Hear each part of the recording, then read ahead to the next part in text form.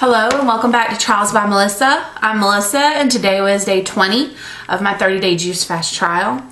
I was extremely sleepy today. I slept, I think it was right around like 6 hours last night, and then whenever I woke up, completed a day of work. I had a headache, so I laid down for like what I was hoping would be like a 15-minute nap, and I woke up 3.5 hours later. So needless to say, I found myself kind of exhausted today. My energy level really wasn't where it has been. Not sure exactly what's going on with that, but hopefully tomorrow will be a little bit better.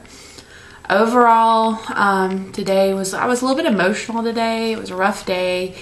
My puppy was sick, so I had to stay at home and take care of him today, and lots of other things going on just kind of added up to some emotional stress and things like that.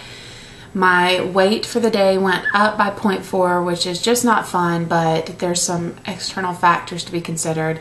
So I think, all in all, we should see it correcting hopefully sooner rather than later, in the next couple of days at the least. But I would say, probably mentally today, I'm kind of in the middle. I guess it was just another one of those off days. I only have 10 days left, which I'm really looking forward to. I'm still fantasizing about solid foods. I am, trying to think about, I'm going to fix this, or I want to go to that restaurant, or I want this, I want that kind of thing.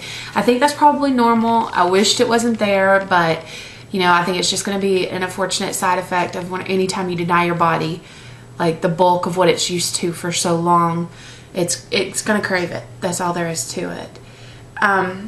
Today, I didn't have a ton of juice today. I just had some apple juice and some orange juice and a green juice, but I wasn't overly thirsty today. I was just more exhausted.